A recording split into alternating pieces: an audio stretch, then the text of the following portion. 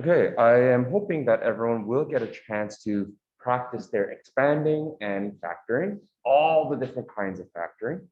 The three questions I'm going to run with you, they're actually past test questions. So I hope that, well, the difficulty of this year and last year and the previous year, it's all going to fluctuate. So it's not the best idea to just take this and be like, this is exactly how difficult or how easy it's going to be. Should always, I don't know if I should say this, but I will. Prepare for the worst and hope for the best, right? Expect the worst, hope for the best. And you might be pleasantly surprised. And I hope you will be pleasantly surprised that it's not as bad. The first question is going to be an A question. You know how to do the math, but it doesn't quite explain to you. It's not just a one-step thing. You have to do multiple processes. Take a look.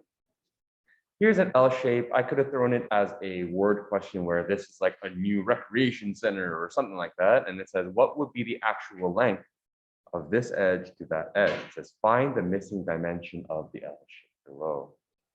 You have to do a little bit of problem solving. This particular type of skill extends back to, I think, grade 9 when you learn about composite shapes.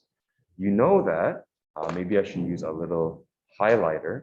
That if I were to, cut this part into pieces, you can't really see that. So let me try to retrace it. If I had the shape, and I'll try to do it as a white shape next time. If I cut this, I can figure out the length of that rectangle, and it just so happens to match the question mark we're looking for, right? So knowing this, so again, that's why it's application. It's not just here's an equation, go solve it. You're gonna have to think a little bit about how you can navigate questions like this. And the answer to this would be, so Carter, I'm glad you're here. So we're looking at some different word questions that you might want to expect, right? As per request. Take a look. The entire length from the far edge to the far edge is 4x minus 1, which is sort of like an addition of this short edge and this slightly longer edge. Would you agree? Okay. So if the long edge is going to be this one plus that one, well, it's an addition. You can do the reverse with subtraction. Long story short, 4x minus 1 is the short length, x minus 1, plus something, basically the length we're looking for. So instead of a question mark, let's be a little bit more mathematical. Let's call this length. And so this is the length we are looking for. So your goal is to get length all alone, get rid of the positive x, get rid of the negative 1 from the right side. That's it. The reason why, again, this is an application question is because I don't give you the equation. You sort of have to figure it out yourself. But I hope you'll feel confident enough to do that. So subtract x, add 1. I'll just do this. Subtract x, add a 1, which means subtract x and add a 1. 4x minus x. So how about I just rewrite this? This is 4x minus an x. A negative 1 added by a 1 is my length. So you created your own equation. And then you group like terms, which is something that we learned as a prerequisite skill this chapter. We have a 3x equals length. And that's it, because negative 1 plus 1 is nothing. So a question like this, why would it be worth, let's say, 2 marks? Well, number 1, for getting the equation. And then 1, for getting the final answer. And mark my words, even if you get the wrong equation, please see to it to the end. This is how I would mark it, and Ryan, this is important. Okay, this is how you can obtain part marks. Let's pretend this was a little bit difficult for you and you created an equation that didn't quite match the picture. But you solved it, you solved the length afterwards. What I would do if this was an actual test is I would write a little arrow. I would write ECF, which stands for error was carried forward. So it's not your fault that you got the wrong answer because the first part was wrong. And I would see whether you did this part correctly. And if you did, I would give you at least 1 out of the 2. So I'm not going to be all or nothing, 0 out of 2. Recently, I saw my nephew, who is grade 1. It just blew me away. In grade 1, there was this question where there were 10 carrots. Sarah ate 5 and then ate 3 more. How many carrots are left? 2.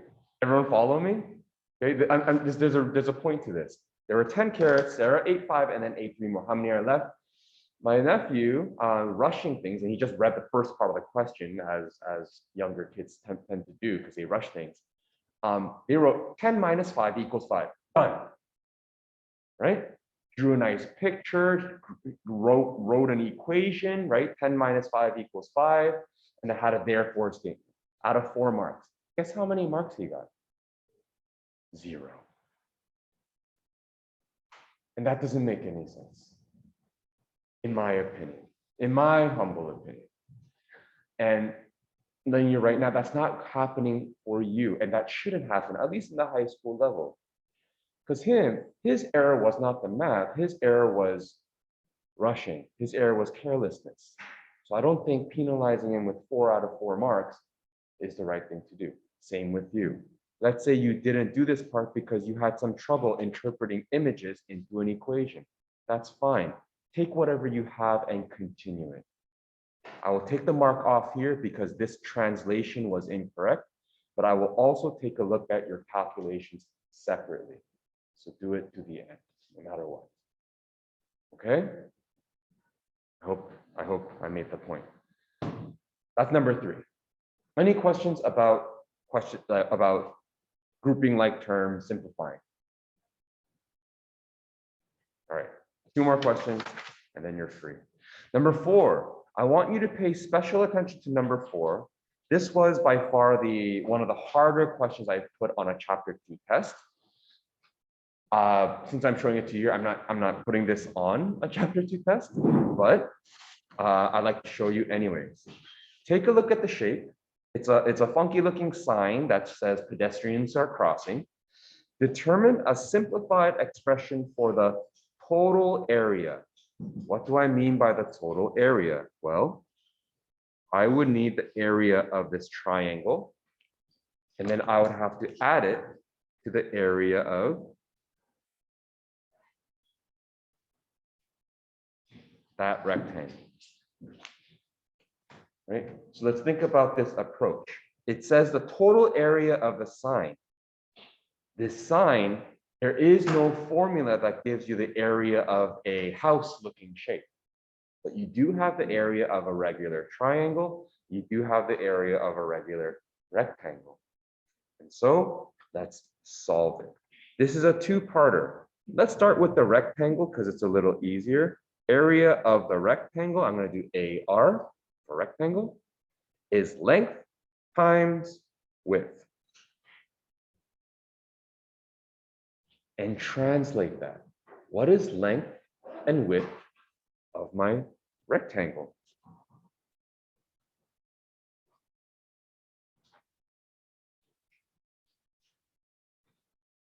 And continue on. Yep. Yep. Yes. And do you see why this might be in chapter 2? It's basically an expanding question. So let's expand it. You're going to multiply through. I'll give you a chance to work it out, but the final answer should be, sorry, you know what? Let's just do it together. 2x is going to get a turn multiplying with the first and second term of the other binomial. That is 2x squared and 6x. Following, how about I use a green because I'm going to post this. -2 is going to multiply with the x and the 3 as well.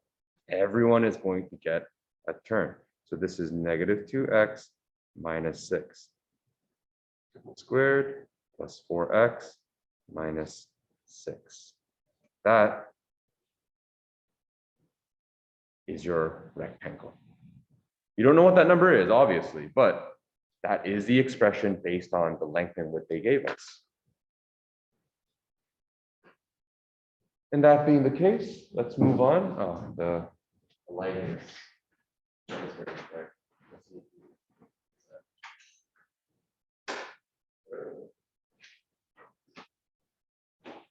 It would be nicer if I uploaded it. Sorry about that. Next, let's move on to the triangle. So let's highlight that in orange.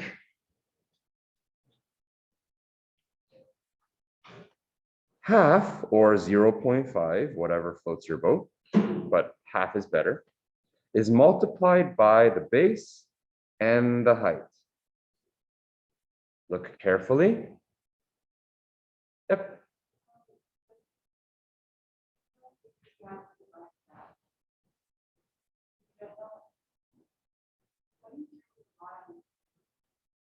You mean this part? The length of the rectangle.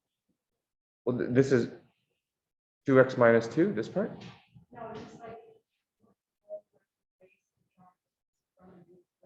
Correct. Absolutely. Pardon?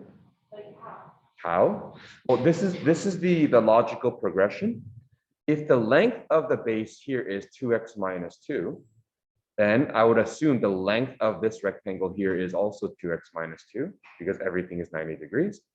And based on the picture, we will assume that this triangle is going to touch from edge to edge.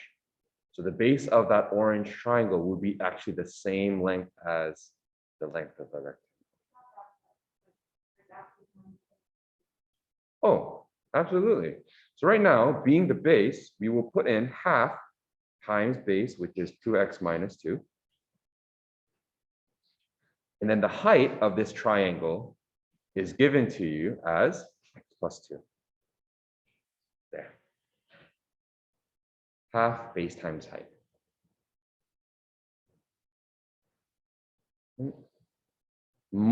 Most of you, if not all of you, will probably not want to deal with a fraction if possible. I mean, it is absolutely doable, but just because we did the distributive property on the first one, let's do that here too. We have 2x minus 2, 2x times x, 2x times 2, which gives you 2x squared plus 4x. And then we'll take my green, negative 2 times x, negative 2 times 2, which gives you negative 2x minus 4. I am going to simplify it by grouping like terms. This becomes 2x squared, 2x, negative 4. And take a look. Every single number inside the bracket is a multiple of 2. So we can just multiply in the half, and it'll actually make the numbers nicer. Half times a 2 is actually 1. Half times 2, again, is a 1. And half times a negative 4 is negative. Everything is essentially half. Great.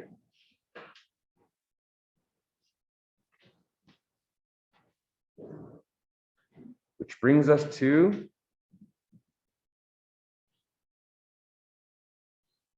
the total area. In other words, you are going to add in both the blue and the orange. I forget what color blue and orange makes, but I don't have that color as a highlighter anyways. You get my point. Total area. Essentially, when you're adding, you're grouping like terms, just like the previous question. Yeah, absolutely. Let's know if you are given some kind, if you are expected to do some kind of area or volume, I will write something to remind you what the formula is. I don't expect you to, or my expectation is not for you to memorize formulas for areas and stuff. I want you to be able to calculate. Okay. If not, see if you can ask me and I'm like, yeah. Okay. So we got group like terms, 2x squared, 1x squared. This is 3x squared. 4x, 1x, that's 5x, -6, -2, -8, done. How many marks would this be? I think I would probably give 1 mark for setting up the equations properly. I would give 1 mark for solving, right? And then I would give 1 mark for actually answering the question, which is supposed to be total area. If you left it just as this, that's not enough. Maybe I would have rewarded 1 more mark, so it could be out of 4 marks if I thought, multiplying a half was supposed to be challenging for you. But I don't think so. We've had enough practice, something that I think you can do. So something like this would be easily 3 marks, possibly 4. But again, as you see, the question itself doesn't necessarily do anything you haven't seen before. It's only a matter of actually setting up the question. So here's another A style question. Here's another word question for you. Lastly, so this would be a challenge. Again, it's nothing you haven't seen before, but number 6 is a T style question because I ask you to do something with no real clues, or it looks unfamiliar and you have to use your math from this chapter to solve it. I'll read the question.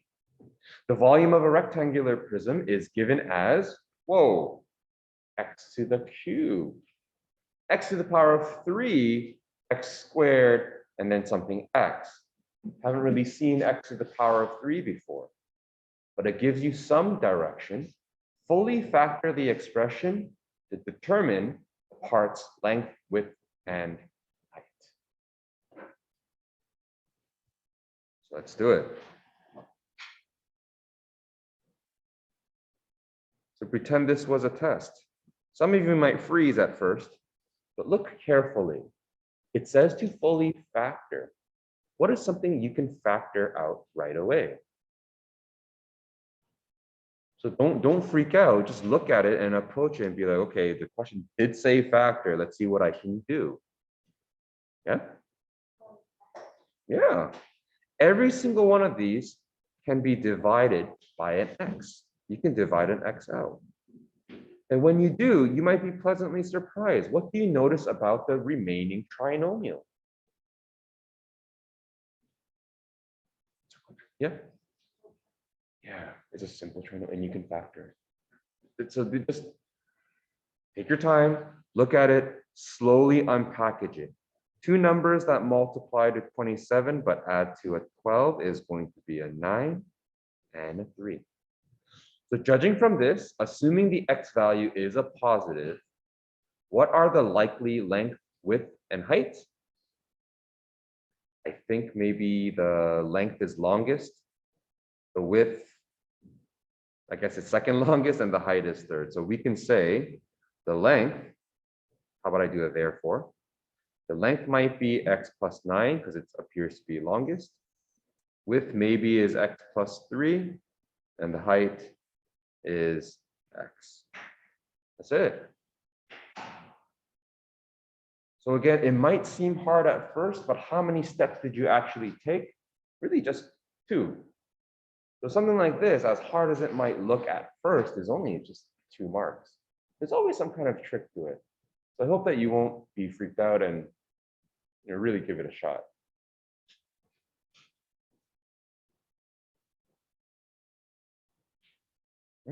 And lastly, once you're ready, take a look at question 8. Here's an example of a some people are still ready. So if you're ready, take a look at question 8.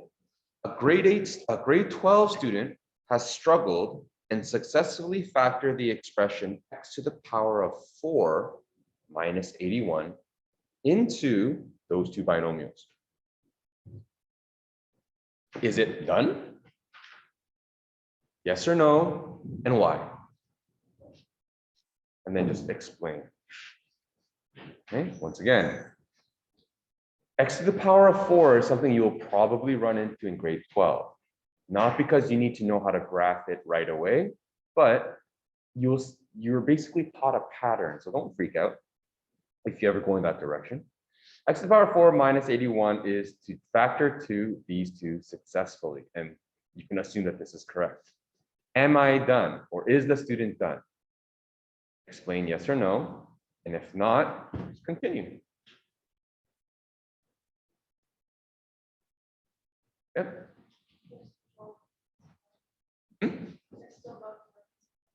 They are both perfect squares.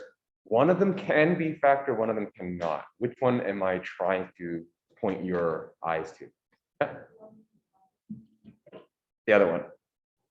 It's this one. It is a, yesterday, difference of squares. Right? So what I would be looking for in this answer is x squared minus 9 is a difference of squares. I don't know why I did quotes there. I should put a quote there. Okay, oh, sorry. I should say no, it's not done. X squared minus 9 is a difference of squares. And so, welcome. Oh, you were in, yeah, you made it. The other side is a difference of squares. It can be factored further into, and then you finish it because the question says to finish it. It would be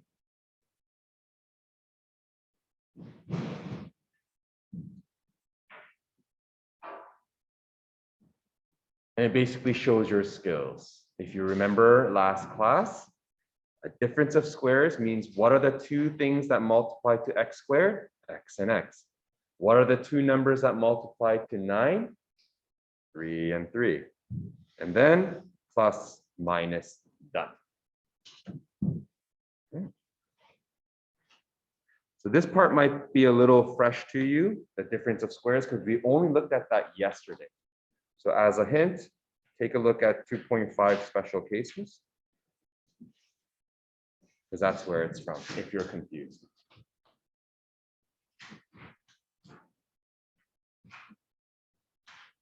So as a summary, K questions, the textbook is chock full of them. You do that.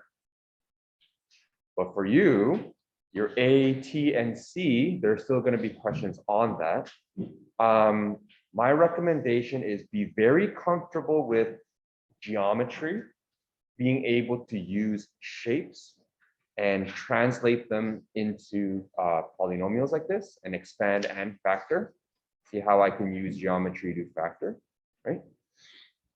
If you could, I guess I should have gone back and talked about how I can link these together.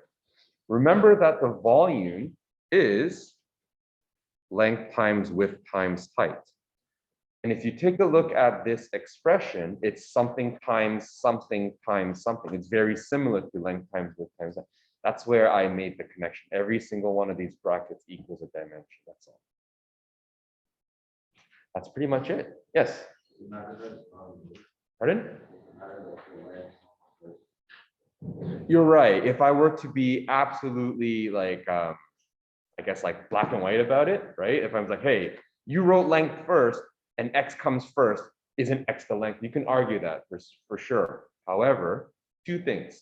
Number one, length is usually the longest side, right? Length is usually the longest side. So I think I can argue that X plus 9 is the longest side, right? Number two, did you know that for multiplication, order doesn't matter, right? For example, 2 times 1 equals a 2. 1 times 2 also equals a 2. So even if it might not be directly in the order that you want when you first solve it, be very comfortable with rearranging to make it make sense in the story. And that's it. Any questions? All right. Yeah. The very last one, sure. I'll leave this up here. For everyone else, that's essentially it. As I said before, on Monday, it'll be a light lesson. I am still going to do something new, but it's very light. The rest of the time is just preparing for Tuesday's test. Okay. Please use the videos. Please use me. Please email me. Again, I keep on telling you, during this time, as you know, when I was teaching my grade 12, they did reach out. And if they did have a question that I found very difficult to answer through email by text, I created a short video to be like, hey, this is how I would do it. What do you think? Does that help? And it got pretty good. I think at least for the grade 12s where everything was high stakes, they appreciated that. So let me know. Otherwise, this is your time. Do what works for you to be successful. Okay. Yeah, you know what? I'll let you copy it. Give me a second. Did you still need this, Lan? Yeah, okay. I'll give you the copy afterwards. Okay.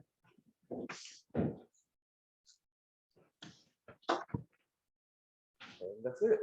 Let me just stop the video here.